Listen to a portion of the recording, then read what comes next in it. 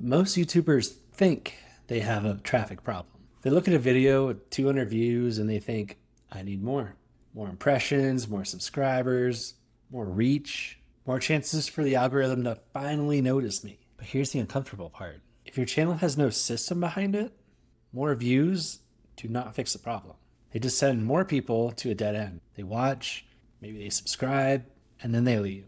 And unless YouTube decides to bring those people back, that relationship is over. So in this video, I want to show you the simple system that turns a YouTube channel from a collection of videos into an actual creator business. And by the end of this, you'll be able to look at your own channel and spot the exact link that's missing in your channel. All right, let's start with the number that almost every creator obsesses over: views. Views feel like progress because they're visible. You upload a video, the viewership numbers go up, and you get a nice little dopamine hit. And if it stays low, then you immediately assume that something's wrong. Maybe the title was weak, maybe your thumbnail was boring, maybe the algorithm just hates you. Maybe you need to post more shorts, improve your editing, buy a better camera, or completely change your niche by Tuesday. But views only tell you that attention happened. They do not tell you whether that attention became anything useful. All right, so think about a busy store. 1,000 people walk through the front door. The owner feels great because the place looks, packed, but nobody joins a customer list. Nobody asks for more information.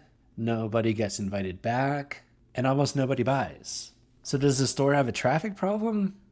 No. It had a conversion and a follow-up problem.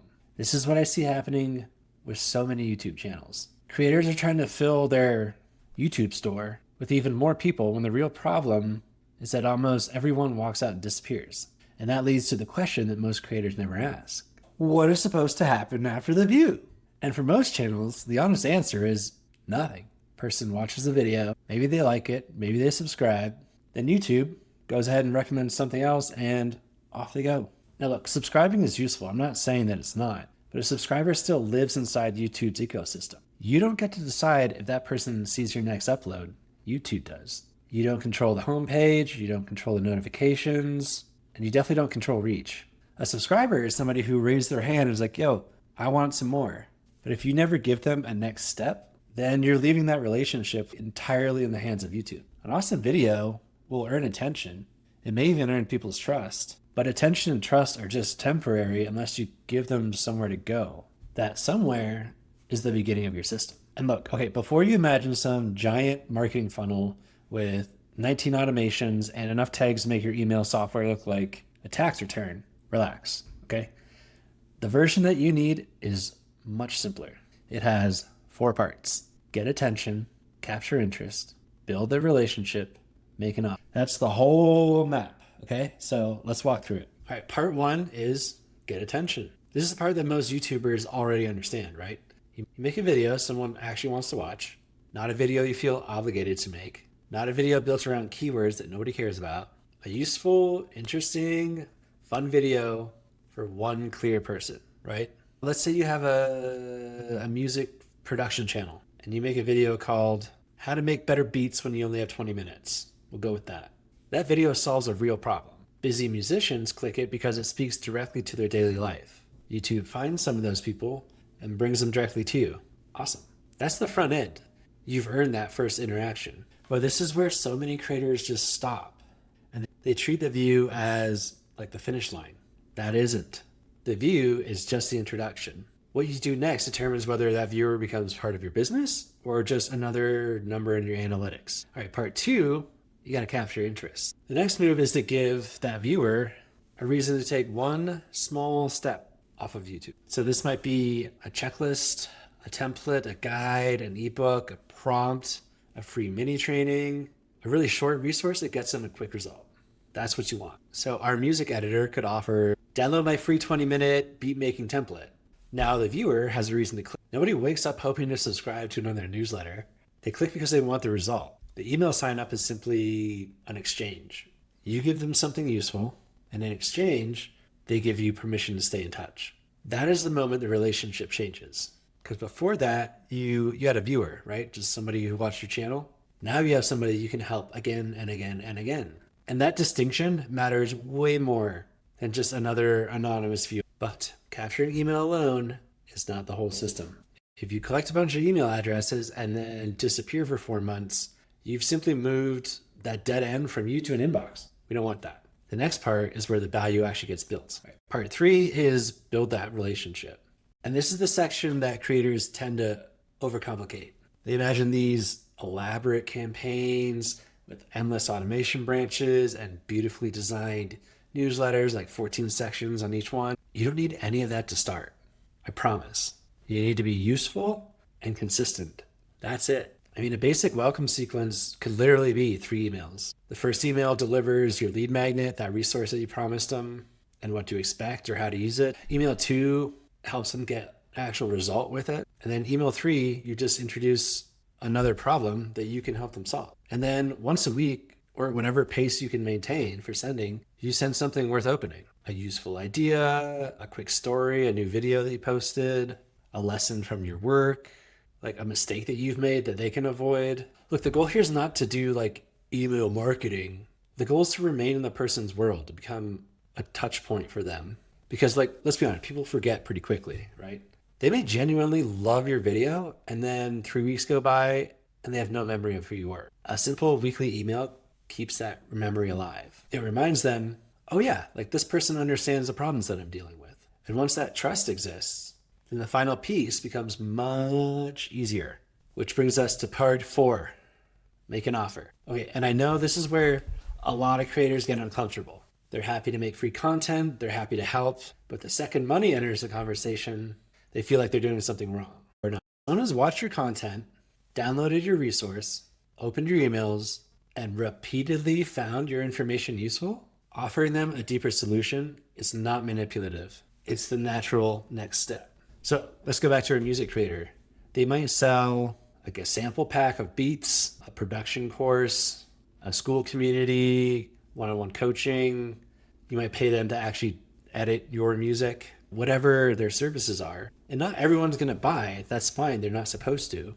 The system isn't designed to pressure every single person on your list. It's designed to help the right people move forward. All right, now compare the 2 models. The first creator uploads a video, gets 1,000 views, and then waits for the next upload. The second creator also uploads a video, gets the same 1,000 views, turns some of them into email subscribers, builds trust with them, and eventually sells something useful. Same traffic, completely different business. That is why more views are not always the answer. Sometimes the real problem is what happens after the view. And if you're listening to this and you're thinking, okay, Derek, I understand the idea, but I still don't know where my own system is broken.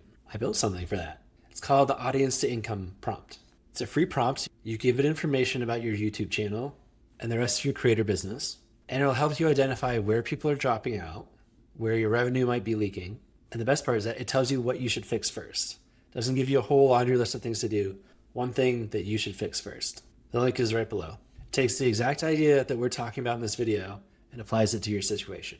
Because the system is simple, but your weakest link might be different from somebody else's. And this brings us to the most important part of the video. You do not need to fix everything at once.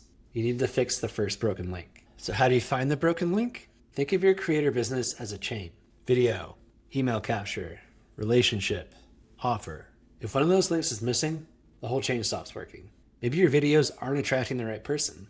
That's a content problem. Maybe people watch, but you never give them a next step. That's a call to action problem. Maybe they click, but the free resource isn't what they're looking for, or it's kind of weak. That's an offer problem. Maybe they make it all the way through and they join your list, but you never email them. Well, then this is a follow-up problem. And maybe at the end, like you've built up trust, but you have nothing to sell. Well, then that's a monetization problem. You probably don't need to improve every part of this chain like this month. You need to find the one link that's costing you the most and then fix it, and fix that one first. And this is where creators often sabotage themselves. They try to improve the title, the thumbnail, the hook, the landing page, the lead magnet, the email sequence, their products, and then posting schedule all at the same time. And then what happens? Nothing gets fixed, right? Your job is much simpler. All you have to ask is, where does the relationship stop? That question will usually show you your next move. All right, the simple system. So let's compress this whole thing. A video gets attention, a relevant free resource gives the viewer a next step, an email list gives you a direct way to keep helping them, consistent follow-up builds trust, and then a useful offer turns some of that trust into revenue. Video, capture, relationship, offer. VCRO. That is the system. It does not need to be massive. It does not need to be perfect. It only has to exist. Because a small system connected end to end will always outperform a giant, like sophisticated marketing system with a missing middle or a missing piece. And once it's working, every video starts doing more than just collecting views. Each video becomes an entry point. Each new subscriber becomes someone you can help again and again. Each email strengthens that relationship, and each offer gives your business a chance to grow. This is how content begins to compound. So, look, more views are useful. I'll admit that. But more views poured into a broken system are just more wasted attention. So before you obsess over your next thumbnail, just ask yourself this question. What happens after someone watches? If your answer is nothing, well, then that's the next thing you need to fix. Not the algorithm, not your camera, not your upload schedule, the system.